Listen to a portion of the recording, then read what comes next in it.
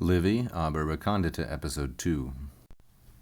Cassibus deinde variis antenorem cum multitudine enetum, qui seditione ex Paphlagonia pulsi et sedes, et dugam Urdrege Pilaemene, ad Troiam amisso quaerebant, venisse in intimum maris Hadriatici, sinum, euganiisque qui inter mare alpesque inqualebant pulsis enetos Troianosque eas tenevisse tertras.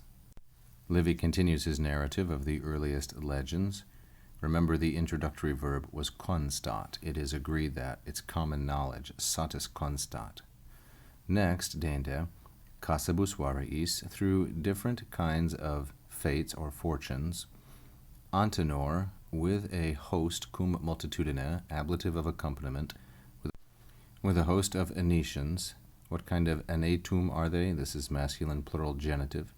Who, seditione ex Paphlagonia pulsi, when they had been driven out, pulsi, the participle of the verb, third conjugation verb, pello, driven out from Paphlagonia, their home region, by civil unrest, seditione, mutiny, and what were they doing? Quaerebant, looking for sedes at ducem, looking for a new home, sedes, and a new leader.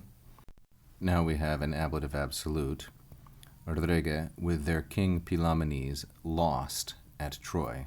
So King Pilamenes journeyed from Paphlagonia to fight at Troy and died there.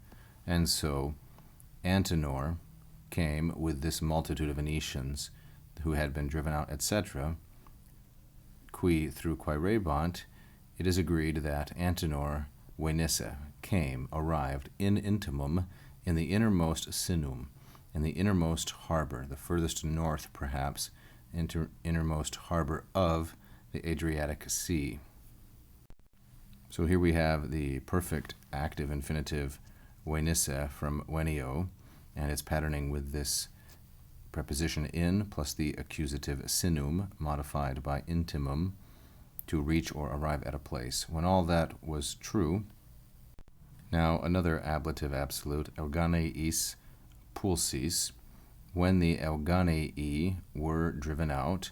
And who are they? They are the euganei qui inqualebant, who were inhabiting or dwelling between the sea, the Adriatic, and the Alps, those mountains, in the area between the Adriatic and the Alps.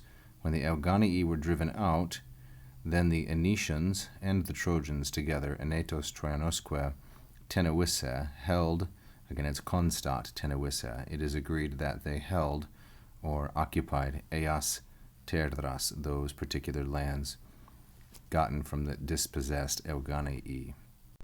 To take a second look at the structure of this portion, remember that it is introduced by constat, the previous selection. Antenor is the accusative subject with venisse.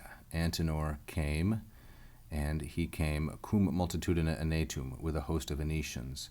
The Enetians who were doing these things, and then we have an ablative absolute couched inside it.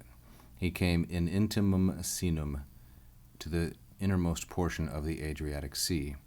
Then we have another infinitive, tenevisse, which is also dependent on constat from the previous selection, the subjects of which are the accusatives enetos and Troianos, and that the Enetians and the Trojans held on to these lands, eas terras. And this happened euganeis pulsis, after the euganei had been driven out, the ones who between the sea and the Alps were dwelling.